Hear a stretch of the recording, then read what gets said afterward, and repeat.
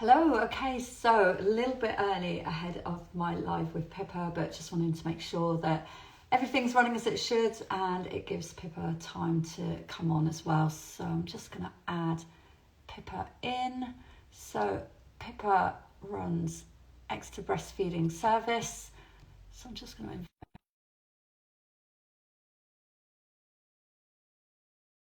so local midwife here working with families and also working with myself on the postnatal pod. So let's just see. Okay, here she is. Oh, you're sideways at the moment. Sorry. That's all right, no worries. Hello. First time. Oh, that's Hey. all right. That's all right. I know they're always a bit weird kind of things, aren't they? So, yeah, we've got a couple of minutes ahead of starting anyway. So just wanted to make sure that everything's as it should be. I've got my dog down here in the background. You can probably just half see the dog. So Is that okay? hopefully he stays nice and chill. Yeah, I can see you perfectly, so that's great. How have you been? Have you managed to? Oh, you've had your drop-in breastfeeding clinic today. Yes. Yeah, it was really nice actually. Had 5 lovelies pop in today. One of whom's actually a midwife who I worked with. So that was really cool. Yeah. Yeah. Oh, that's great. Is she pregnant still, or no? Had baby. Yeah. Oh, wow. So it actually came for breastfeeding support. She was just like, I've forgotten everything. It's not just us mere mortals, it's you midwives as well. Yeah, exactly. It's funny actually, isn't it? Because people probably assume midwives in particular would know it all. Yeah, and it's so hard to apply rationale and existing knowledge when you're in the throes of that sleep deprivation and the emotions that come with, you know, the sound of your own baby crying. It actually hurts your insides, doesn't it? And I think you do just it's an entirely different ball game to being a midwife on the outside. Yeah, really interesting. That's probably put a lot of ladies' minds at ease, to be fair. Yeah, true. And take the pressure off midwives who may be having their first baby as well. That yeah, it's okay to say, actually, I don't know what I'm doing. And the same for neonatal nurses, doctors, everyone. We have this assumption that they'll be fine because they know what they're doing. So yeah, being a parent is not the same as being a professional. So yeah. Absolutely. Well, it's 2:30, so I reckon we may start. And first of all, thank you for taking time out of your really busy schedule to to join me today. And really, what I was wanting to do was I haven't done these lives for a while actually. You know, we've been doing these postnatal pods now for a while together. So you know, really pleased to have you on board. I just thought it'd be a great way for anyone really to, whether they're local, whether they're not, to kind of hear what we do, the importance of what we do, why you wanted to be involved in it, everything like that really. So I think probably best if I, you know, hand over to you for your introduction, and then we'll just see how it goes. Go with the flow. Cool. Yeah, hi, I'm Pippa. I am mummy to Maddie and George. They are 10 and 11 now, and I became a midwife. Well, I qualified 2 years ago, so I actually went back to college when George went to school.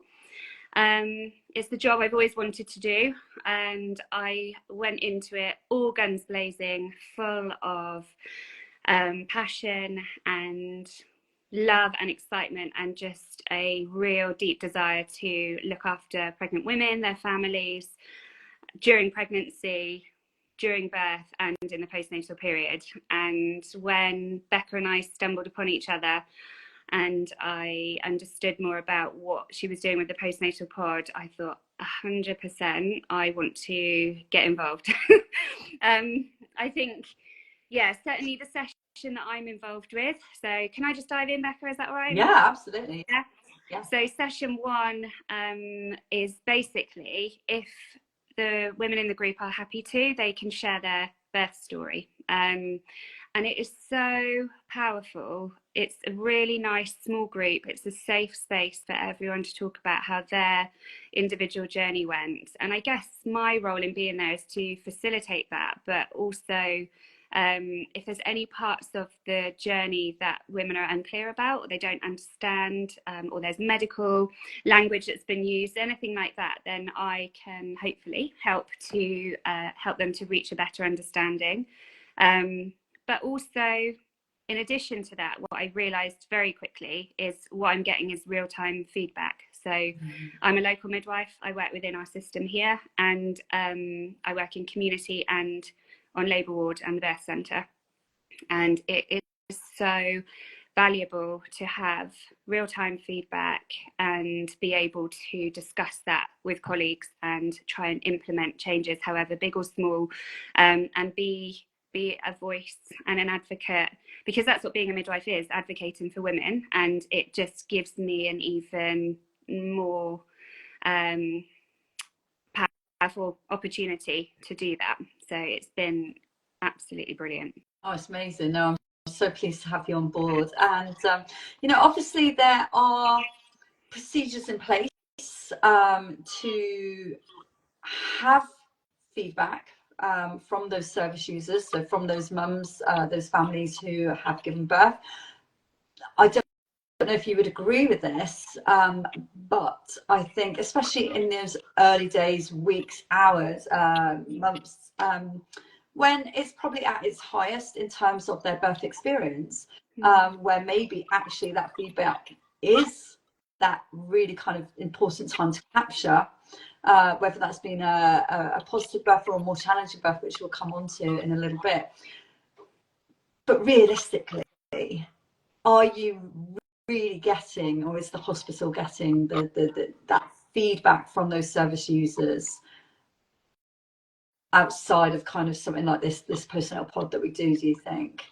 I think so. There is always feedback, and that's where growth and change comes from, right? But what I would say is it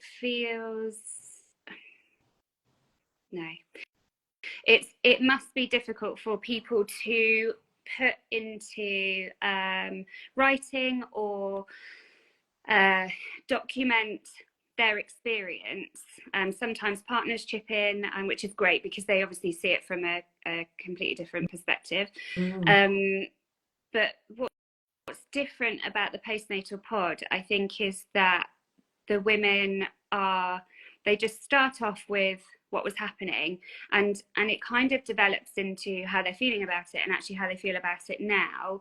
And it has so much more weight and grit and detail that perhaps would be too difficult for them to put on paper. Does that make sense? Absolutely. It certainly, what I find is that personal experience of sitting in front of them and listening to their experience and validating it exactly as it was, not needing for them to, you know, oh, we understand that the service is stretched or this and that. Like, I'm able to just say, no, that was your experience, and it's really important that I hear that and I don't try and make it better or brush over it in any way.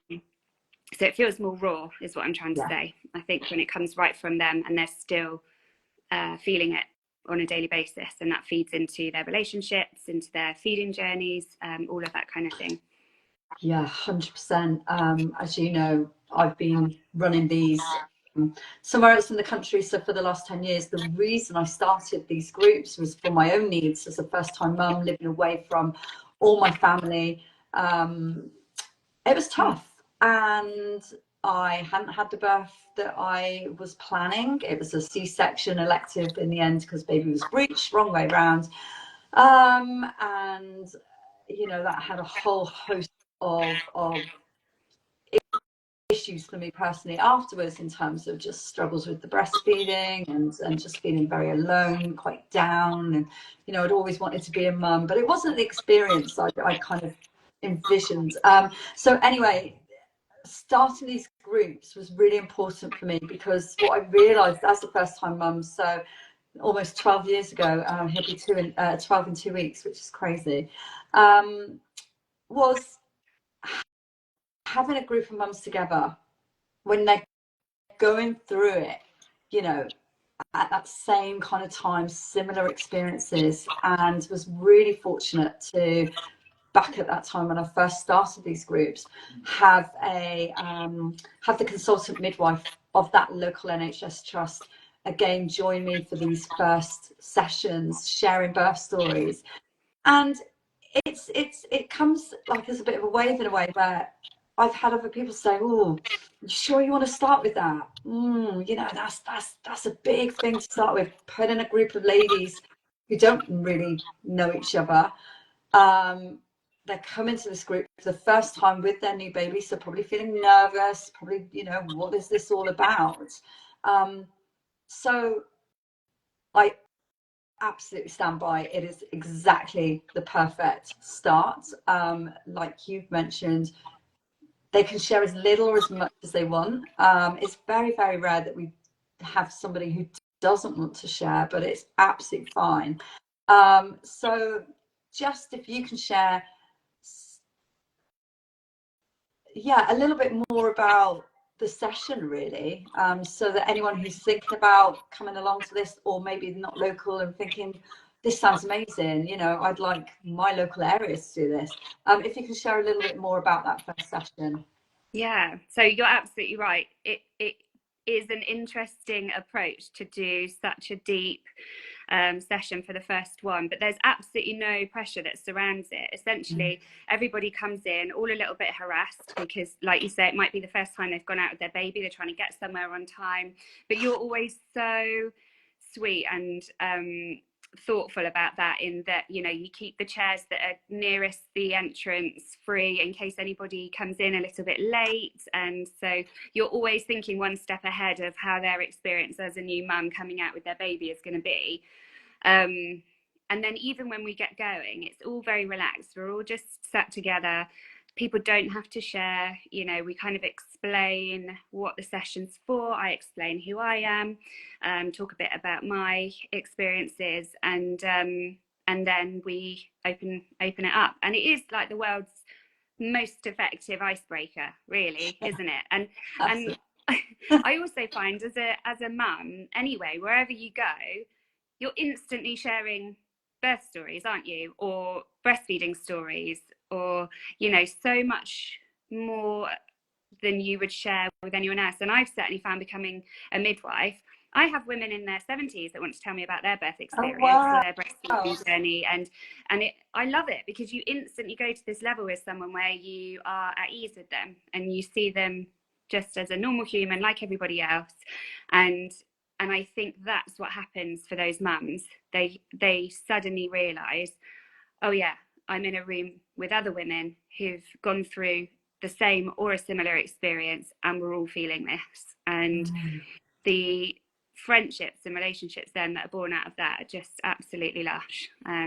After the first one that we did, you know, a couple of those mums who are still friends, who meet up every week, have come to my breastfeeding drop-in, and it's so nice to see them and how well connected they are.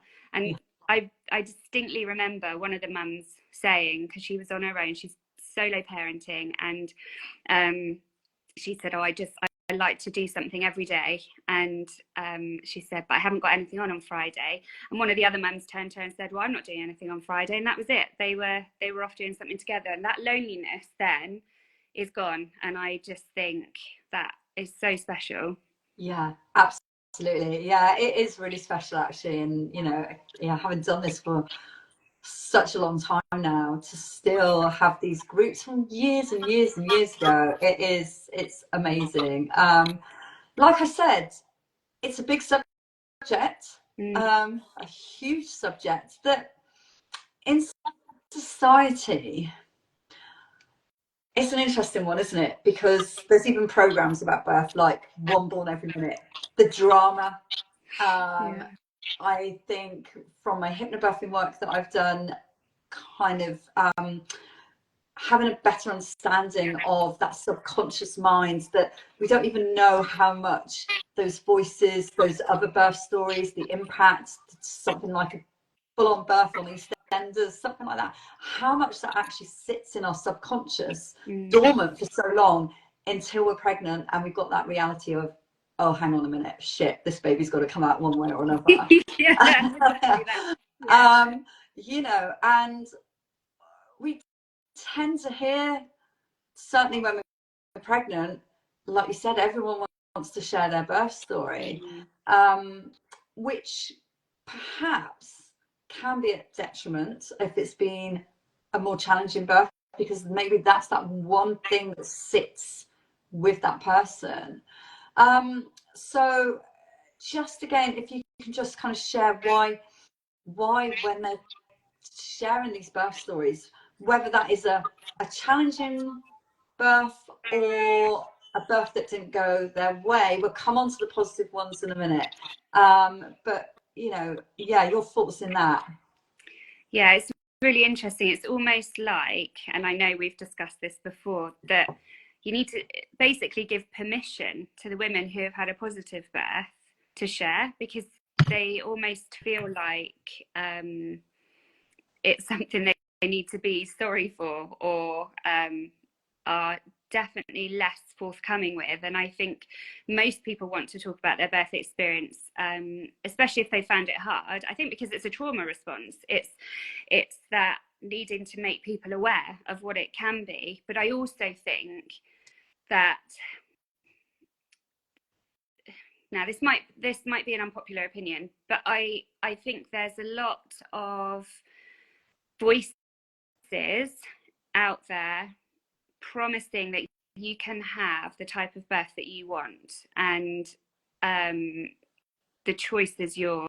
And I think what happens then is that women feel responsible if the birth doesn't go how they expected it to. Okay, so you've got all this time to think about this event that's going to happen, life-changing event, but there are things that are outside of our control when it comes to birth. Okay, sometimes babies get themselves in what we call malposition, so they haven't, you know, flexed their head properly, they haven't rotated. There's various things which can interrupt labour and mean that your baby's birth ends up being a different journey to one that you envisaged, or one that people made you believe you could have if you believed it enough, you know.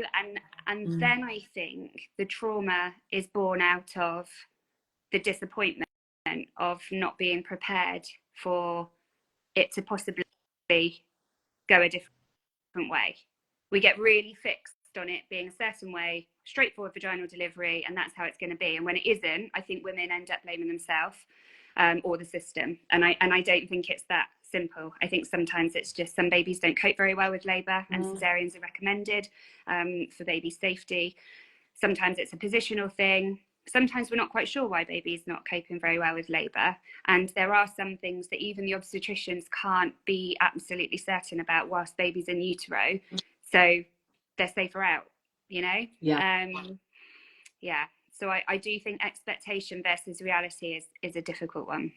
Absolutely. And then of course with that then comes not only that having this newborn baby, whether it's first baby or fourth baby, you know, any new baby, you're like, oh my gosh, right, hang on, I've forgotten everything, what do I do? You're coping with all of this, the trying to feed the baby, just 101 things, and so again, maybe there's not enough out there talked about, where we give ourselves time to either sit with it or think, okay, well, I've got so much going on at the moment. I know I need to debrief this somehow, but I don't know how yet, and now's not the time yet. So can you share a little bit more about in the hospital? There's services, they're all called different things, whether it's birth reflections, after birth services, because some people won't know about that. And also again, coming on to partners, because they are seeing it in a completely different way. They're very, very present in such a different way. And again, how that can impact them, because perhaps there's not enough antenatal preparation in terms of what the partner is kind of, you know, what happens to the partner. We can have that prep in terms of, you know, they can do this, they can do that. But if things perhaps don't go the way they planned, and partners maybe feeling very kind of not involved, maybe that they're not really present, they have been made to feel present, you know, I'm throwing a lot out here for you to answer, so no, it's okay. Well, the partners thing is really interesting because that does actually link to the help that is available in hospitals. So there is maternity counselling. So if women have birth trauma, then them and their partners can access the counselling service. So the midwives can refer them. And with the partners, so firstly, they're watching on, right? And it's actually really hard to watch somebody in labour and giving birth and anything that might go off course, especially as there's a lot more bodily fluid and blood loss than I think people realise.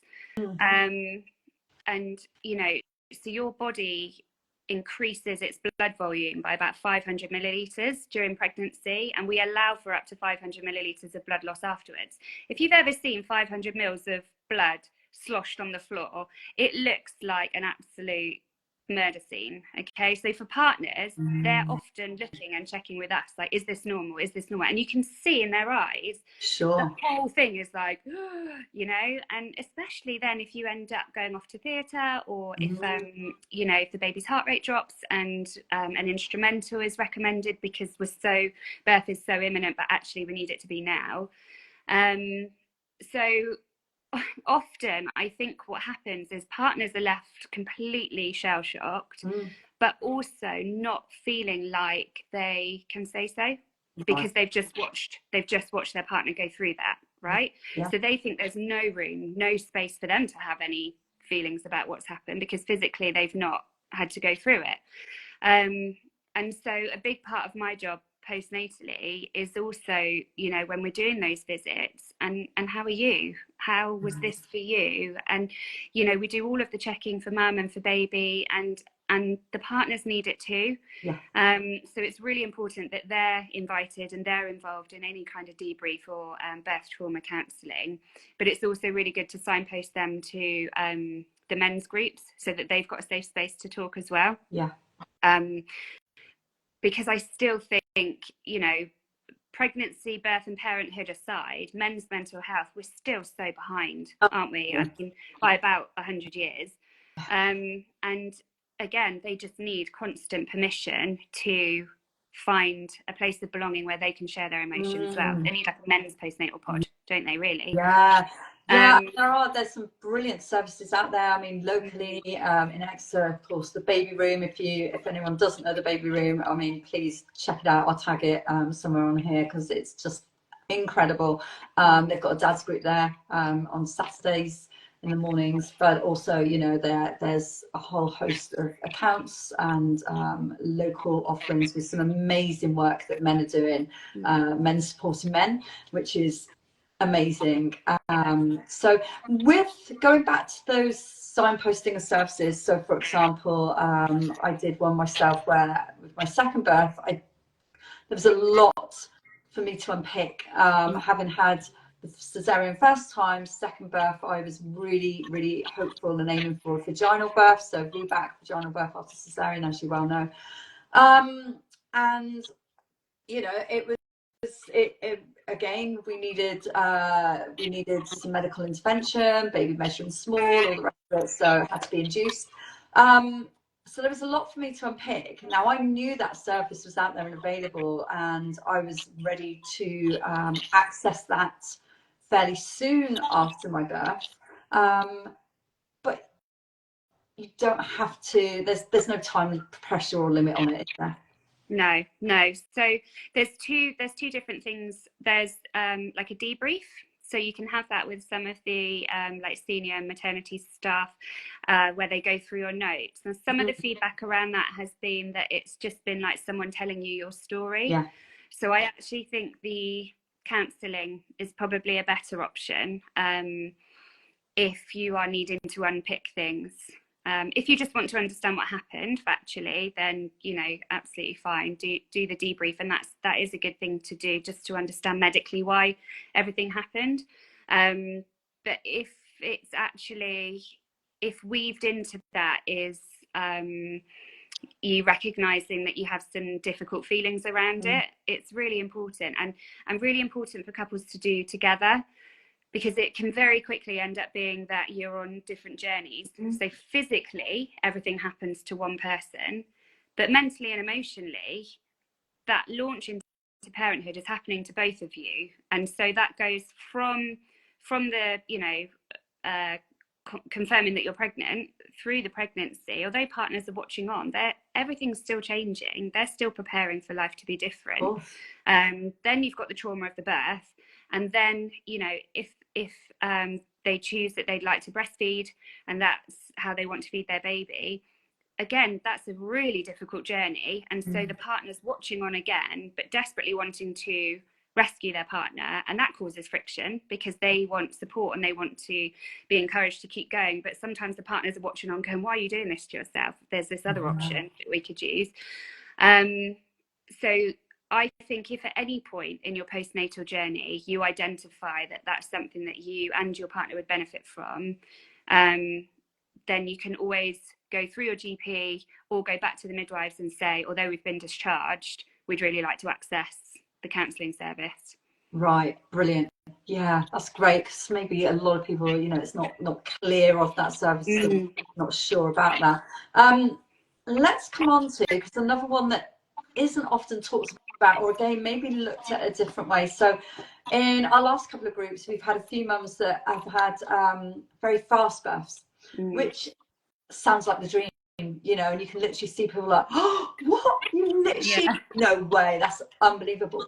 But that again can take a lot for them to get their head around, can't it? So again, if we can just touch on that, just so that you know, we've talked about that, and then we'll come on to the positive births that we don't talk about enough. So yeah, with quick births, you're right. I think most people think, oh, that would be the dream.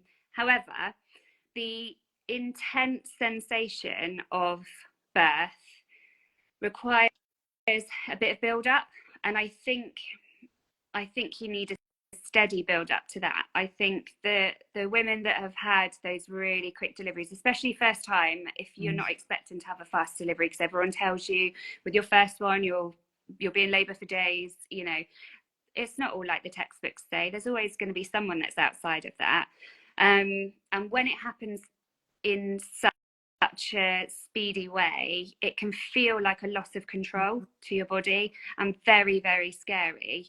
But it can also lead to frustration, because maybe you've gone into maternity triage and they haven't quite believed that you're as far along in labour as you think you are, and you're not confident enough to say, but I think I am, because you've never done it before. And so then there's this tussle between a professional going, but it's your first baby, you know, it's not going to happen that quickly, and you going, and, you know, being at risk of giving birth in the corridor. So I think all of that causes an enormous amount of stress, and again would require some debriefing afterwards, because that is so shocking when that happens, and it is quite scary for women. Sure. So would one of you, like, a piece of advice be then for anyone, like, go with their intuition? If they're feeling something, they must, let's say you've got a lady at home, first baby, feeling like, hang on, I'm at home, I need to call the midwife. Are they going to believe it? Or maybe the midwife on the other end listening to that person's going, no, you're a first time mum, you know, thinking, don't worry. What would you say? I would say, tell them really explicitly, I really feel like I need to come in. Okay. And the reason being is, so I had my children before I became a midwife.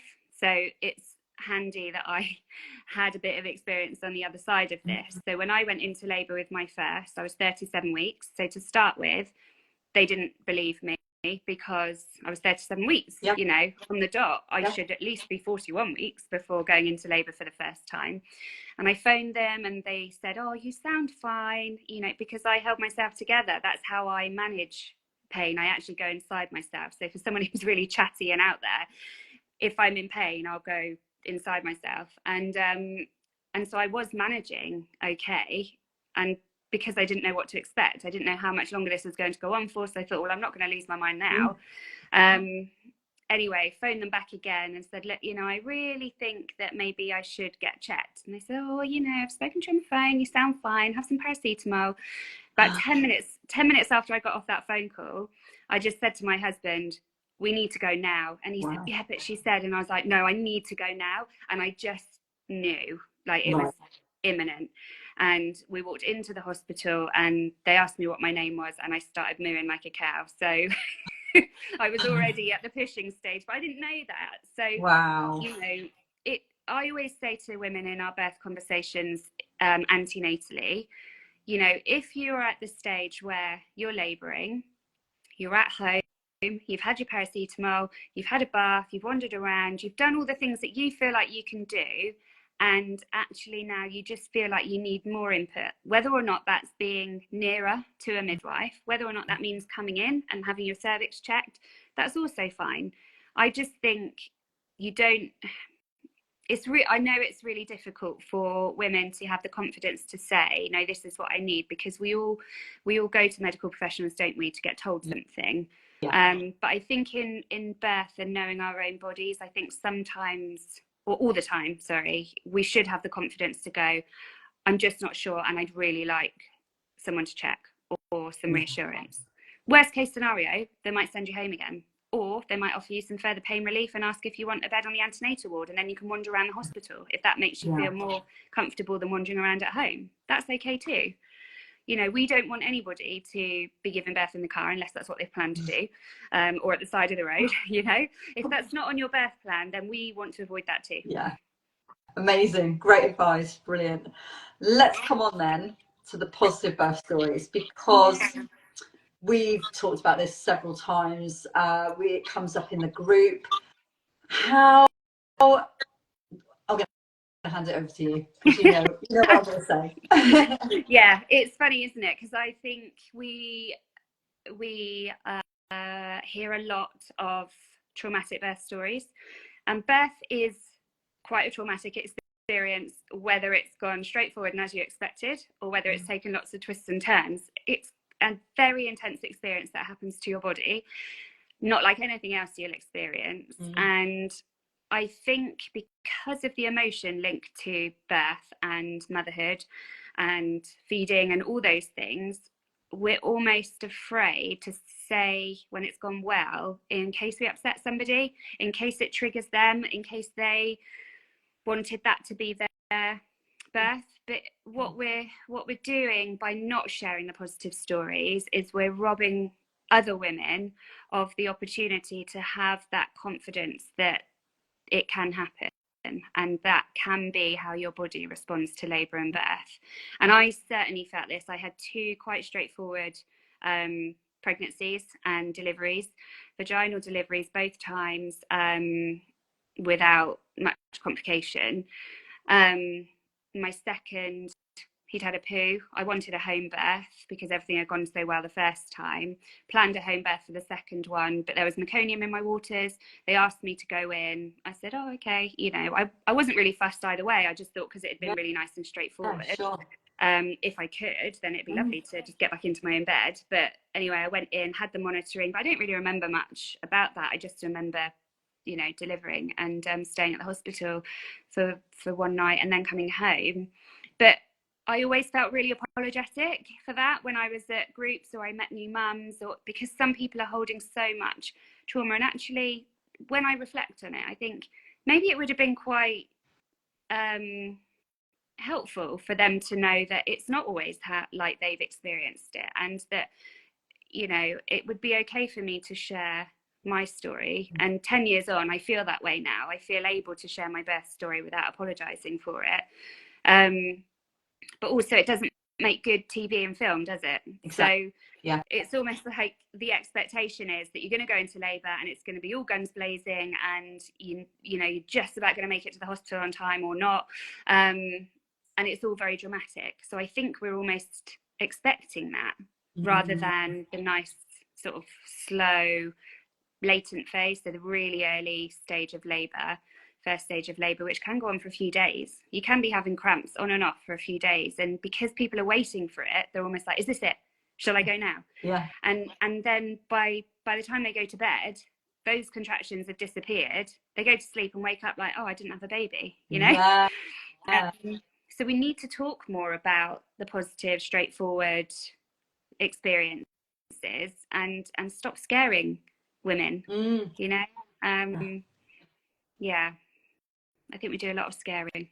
Yeah, I'd agree. Absolutely. And I think that's again that power of that first session of the sharing the birth stories.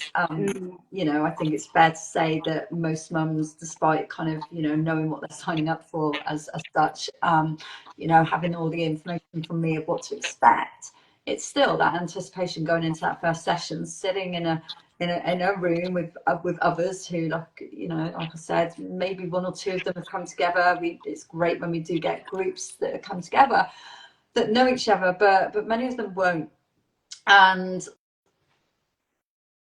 it's just such an amazing thing to be part of. You know, it's so special that we are able to sit back and like you said, just let those ladies talk. And for the ones who've had that positive experience, exactly like you've said, they have that kind of, is it acceptance, maybe it's the wrong word, but hopefully that carries through with them, that feeling of, do you know what, it's okay for me and I should be sharing this if that's what I want to do, you know, and it can be so impactful and so empowering to others. Equally, we get, you know, the mums who are really struggling, and there's tears in the session, and that's equally okay and just as important.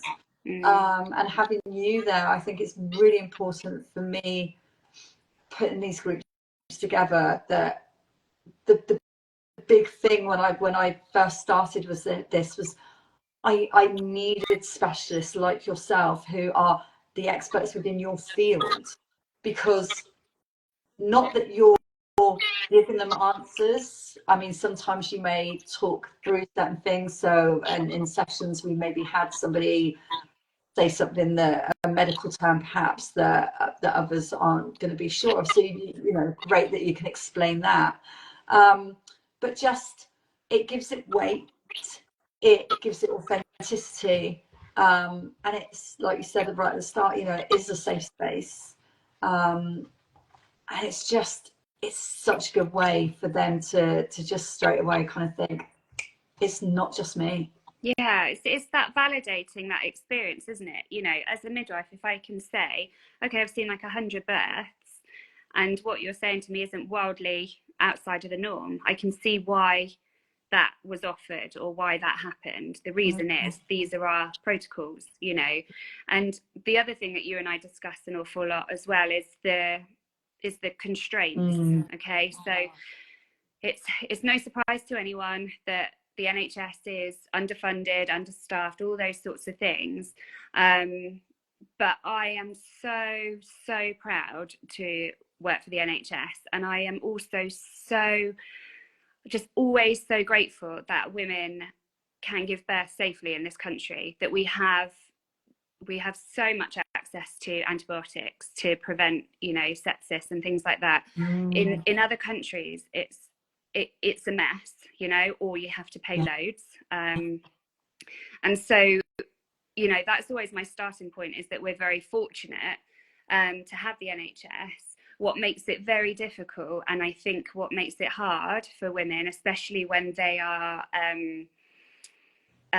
dealing with birth trauma, is that sometimes the things that are offered might be because of balancing the priorities within the unit at that moment in time. So what I mean by that is, you know, when I work a night shift, we are working on a sort of scaled back team. So we will have an anaesthetist, we will have a obstetric registrar and an SHO, which is the one below them, and there'll be a consultant on call. Now, if somebody goes into labour and they want a cesarean, and it was part of their plan to have a planned cesarean, but they've gone into labour and baby's coping well. Yeah. Those doctors won't necessarily agree to doing a cesarean section because that person's gone into labour if they are aware of other women that are in the unit currently rumbling in the background at a very high risk of something else. Yeah. So sometimes that's really hard for people to understand and can cause some real upset, which I completely understand. But then this narrative, you know, in society or in the birthing world of you can have whatever birth you want, you're entitled to make your choice, and if you choose a cesarean, you are entitled to that. Absolutely.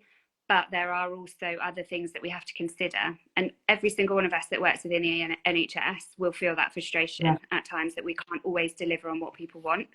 It's never what we go into this job to do, but sometimes it's bigger than us. Does that make sense? Absolutely, yeah. It must be. I can't even begin to imagine how the pressures you're under as well. You know, the staffing. I mean, we were talking earlier about. I'm doing some work at the moment for a conference that I'm going to be part of, and looking into the birth stats. So within each NHS trust, just for anyone who's listening on this, there are the birth stats that they put out there. So places like on Facebook, we've got our local ones, and you know, especially if you're into numbers, things like that, or if you're birthing, I think, you know, knowledge is power. I think it's definitely worth having a good idea of what's going on locally where you're planning to birth, or maybe, you know, future births. But what we do see with those birth stats across every NHS trust in England, certainly, there is a higher rate of interventions. There is a higher rate of C-sections. Our last 2 birth story sessions, the C-section rate has been really, really high. So it is tricky, isn't it? Because I think, you know, we are encouraged to write our birth plans, to prepare for birth.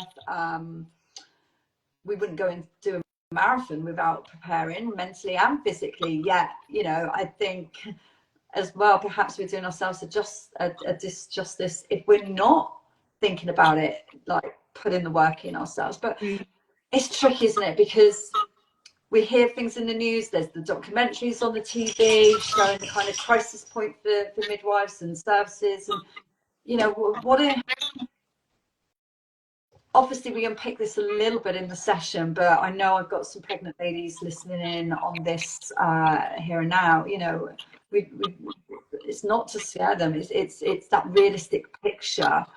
So what advice would you give to someone right now, maybe listening in, pregnant, maybe it's with their first, maybe second, you know, where do they go from this? So my advice would always be to have your preferences. So absolutely write your birth preferences. Don't write a birth plan, because you're not planning what is going to happen, because what is going to happen will happen. Right. There are certain things that you can't predict. So have your preferences, and then have your questions. That would be my thing. So if somebody comes along and suggests something that isn't your preference, then you can ask them straight away, okay, I respect the fact that you're advising me based on your knowledge. Can you just explain to me why you are suggesting that that's the path we take now? Is there anything else that I need to consider? And just and have it as a discussion. You know, at no point should you ever feel like someone's telling you what to do. And I think sometimes people go in with their birth plan and they're like, read that, don't talk to me, just read the plan. And I think it's a self-protection thing. Yeah. You know, I think we have to respect the fact that the obstetricians know more than we do, and they see worse outcomes than we do, you know, and nobody ever wants a bad outcome. I think there's more intervention. I think people think that birth has become really medicalized. It hasn't. what's actually happening in maternity is that pregnancies that otherwise wouldn't have maintained are being maintained, and therefore when they get really close to the end and they're, you know, considered full term, the obstetricians are like, okay, so now we can offer you an induction, or we can offer you an early cesarean, because that way we know that we're going to get your baby out safe and well. And that's ultimately what they're trying to do. They're not trying to over medicalize people, they're trying to get the outcome that we all want. But I think people think that obstetricians are just pushing medicalisation, and they're not. That's a really, really good point to know, actually. Really important. Because that would be a big light bulb for a lot of people, that what you've just said there. Yeah. The other thing that you mention a lot when we're talking as a group with the mums, and I love this one, this is why I want you to share it here. Tell me about the bell. The bell. In the hospital. The cool bell. Press the bell. Press the bell. Yeah, so a lot of feedback that we get is, oh, I was on the postnatal ward, and people go one or two ways. Either I didn't want to ring the bell because everyone looks really busy, or I did ring the bell and nobody came. Don't turn the bell off, because they have to come at some point, okay? And it's not because they don't want to, it's not because they're too busy to come, although I paused then because they are busy, but it might just be that they are finishing off giving someone their intravenous antibiotics. But if the bell is ringing, they will know that you are the next person they need to come to. Don't turn it off. Right. It's like when you phone the midwife at the office and they don't answer, leave a voicemail and tell them to phone you back, because they have to. Okay, we are there to work, and we all like working hard, especially on nights. If we've got nothing to do, there's nothing worse than a quiet night shift, because you're just tired. Ring the bell. Just ring it. Tell them that you need them to pick your baby up and give you the baby because you've had a cesarean section and you can't move. You've had a spinal or an epidural, or you're just in pain and you want pain relief. Just in pain. I didn't mean that at all. I'm not saying just in pain. Anything that you need, ring the bell. That's what it's there for. And we rely on you doing that to stay on our to-do list. If you turn it off, they're not going to remember that 5 minutes ago they saw the K bell ringing. So turn it off and switch it back on again. Right. You're not annoying anyone, also, just so you know. You're just helping them remember. That's it. I love that. I think it's just such a good one to repeat, literally. We won't go into now, because it's a whole different intro around this. We won't go into the postnatal kind of side of things, because, you know, we like in the session, we really don't have the time to give it that it needs. And there's a whole host of other things we could talk about there with that. What I did want to talk about in the last kind of 5 to 10 minutes is, you've already touched on it a little bit. Certainly in my journey, I never could have envisioned it until it happened, and that's the subject of breastfeeding. So I did go to preparation classes beforehand when I was pregnant. You know, I felt like I was getting all the information, great information, but what a minefield that is as well. So first of all, if we can just touch on the work you're doing here locally for ladies who are still pregnant, what can they do?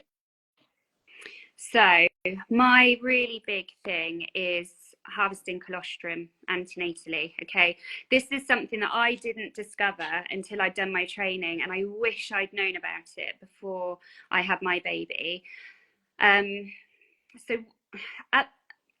where to start?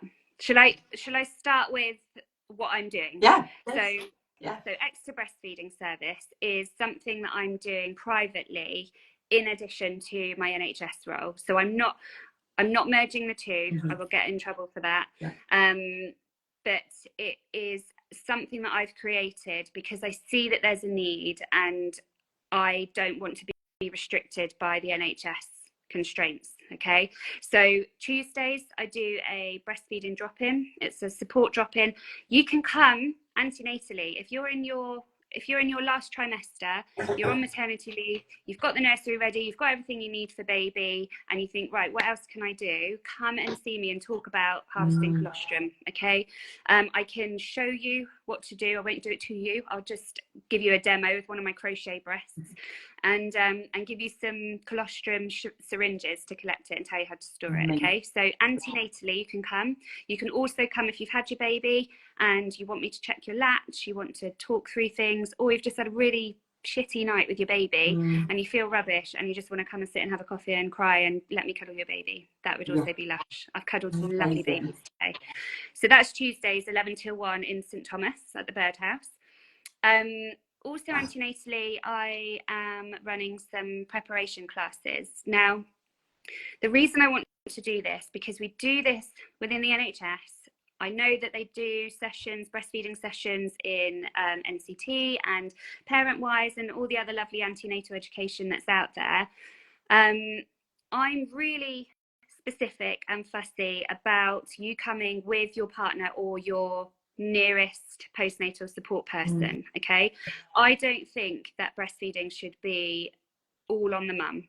I think you need someone else to be taking in this information as well, who can apply it in reality once the baby's here, because it is so hard to imagine what breastfeeding is going to be like. It looks really natural and easy. Oh my God, it is so hard. Such a minefield. And when you're tired and you've peeled yourself off the mattress for the 100th time and you're crying and you think that a bottle would be the easier option, that's when you're going to send somebody out to go and get milk. That is not what you want. You want someone to sit with you and go, we knew that we were going to feel like this at some point. You'll be okay. I'm here with you. Let's go back to what the midwife said, and this is what is normal. Okay, so I am really passionate about educating people before baby arrives, harvesting colostrum, so that you first of all have that confidence that your body is going to produce something. It's such a game changer in terms of your approach to feeding. But also it's your secret weapon. If you get separated from baby for any reason, if they're not well when they're born and the neonatal team need to have a look at them or anything like that, you've already got your gold liquid to give to them, to give to baby, so that nobody can interrupt your breastfeeding process, okay? And then as for everything that there is to learn once baby's here, you're learning something new, they're learning something new, and it's about bringing it together. And that can be really hard too. So I've also been offering postnatal home visits. So it's me on a one-to-one, going to people's homes and giving an hour of support in position attachment, how to latch, how to know baby's getting enough, all of those things, which when you're learning about it antenatally feels really, I don't know, almost like straightforward. Like, oh yeah, of course. But then when they're here and they're fussing at the breast and your nipples are really sore and people say, oh, it shouldn't hurt, and all of this other stuff, and you get a lot of conflicting advice. That's because everybody's anatomy is different, everybody's baby's different. Someone's tried something and that worked, and someone's tried something else and that worked. You might get left feeling like, oh my goodness, what is going on? So that was my passion behind extra breastfeeding service. I think it's amazing. Again, almost 12 years on, I can still, when we talk about it, for me, the struggles are really, really hard. Even seeking the support, you know, sometimes having to travel to quite a way out, and that was tricky in C-sections, because one clinic was on, you know, if I needed that support, I'd have to go somewhere else, say on a Wednesday or somewhere on Thursday. So it wasn't easy to get that support, and that conflict in different information was just, with the hormones up here, the lack of sleep, baby's weight dropping drastically. So back then it was like, you need to get this baby weighed every day, the pressure, it was not a good time at all. And again, being around other mums, massive, because they're going through probably what you're going through as well. And I think sometimes just, you know, turning up to these things, whether they're pregnant and have got 101 questions, or whether postnatally they're struggling. You know, one of the worst times I can remember is in the early hours of the night when no one else is awake, and that kind of doom scrolling, trying to get that support and advice on the internet, but probably the worst place to be at that time. Yeah, don't go on mum's net at 2 a.m. Yeah. It's not a happy place to be. Not a happy place. But no, genuinely, you know, I look back and my breastfeeding journey with Maddie, my eldest, and, you know, we got to 13 weeks. And I always say 13 weeks because it was 13 bloody hard, long weeks. And my husband was working away. I went and stayed with my dad, and he said to me, you know, she'd be sleeping through by now if she had a bottle. And I believed him. I was so desperate for sleep. I was like, maybe he's right. Maybe she's not getting enough. And I'd spent that 13 weeks doubting myself anyway, never knowing she's getting enough, because you can't measure it, can you? No. And so I stopped feeding overnight. Oh my gosh, it was the most painful thing physically and emotionally that I've ever done. And when I look back at pictures of her now at 13 weeks, this chubby, happy, smiley baby, I think, what was I thinking? And just as an FYI, she didn't sleep until she was 8. She didn't sleep through the night. So it was nothing to do with the bloody milk. So if you think that giving your baby a bottle is going to help them sleep, it's a load of rubbish. Right. And it's hard as well. I mean, I did end up having to, for various reasons, end up bottle feeding. And that wasn't easy either. You know, that again, being up in the middle of the night, having to like wait for the water to cool down, like even with all the machines and stuff there is now, it's still, that's just, you know, but it's such an emotive subject. And of course, you know, what I do want to say is, of course, at the Postnatal Pod, we do get mums who come along and they are bottle feeding, some it might be combi feeding, and there is absolutely no judgment, nothing in regards to that. And the same for me. You know, I think people are almost scared to say to a midwife, I don't want to breastfeed. There are a number of reasons why mums might not want to breastfeed and might not want to be touched in that way. And I completely respect that. Nobody ever has to justify to me why they do or don't want to breastfeed. It's just because it's my passion. It doesn't mean that I'm going to force it on everyone. I'm just here for you if you want to push on, if you want to persevere. If you don't, oh my gosh, I completely respect and understand that. And whenever I approach infant feeding conversations with women in my antenatal clinic, I'll always say, you know, have you thought about how you might like to feed your baby? And if they say, I want to bottle feed right from the off, I'll say, absolutely fine. I do have a professional responsibility to talk about breastfeeding and the benefits of doing that. But my starting position is, it's your baby, your body, your choice, and I'm here for that. So I never want anyone to think they can't contact me and say, look, I was breastfeeding, I'm now going to go to bottle feeding, or vice versa, or they're doing a bit of both and feel like they're going to be, you know, judged or told off or anything like that. Like, I'm very, very open and open-minded. It's very different for different people. And the over focus on weight gain and things and the restrictions around that is a whole, I mean, we need a whole nother day to discuss, because I get very cross and upset about that, because I think that puts people off on their journeys as well. So finally then, for the pregnant ladies that are listening, where do they seek information? So maybe they're undecided, maybe they're thinking, no, absolutely, I know that I'm going to need to be bottle feedable. Is that, where can they get that information from their local trust? Or, you know, because you do hear some stories saying, oh, I did bring in some bottles just in case, but I was told to hide them away, or somebody said that I shouldn't have that. You know, we hear, well, I hear all these things. So what is finally, you know, again, your parting kind of words of wisdom? So parting words of wisdom regarding feeding, I would say my favourite resource is the UNICEF website. So it's done by World Health Organization. They have something called the Baby Friendly Initiative. So UNICEF BFI, and it's around the breastfeeding resources, and they have patient leaflets. So it's all explained really well, and it's quick and concise. It's not wordy and difficult to Right. digest. And I would say start there, have a conversation with a partner, talk to someone if you know anybody that has breastfed, if you need to find out more. If you have any alternative difficulties around why you don't want to breastfeed, please just talk to your midwife and make sure that they put a note that goes on your record, so that when you go into the hospital, you don't need to explain your feeding choices to anybody. It will be respected. Okay, certainly you know, I'm thinking of PTSD and things like that regarding sexual violence and stuff. Yeah, that's really good information. Brilliant.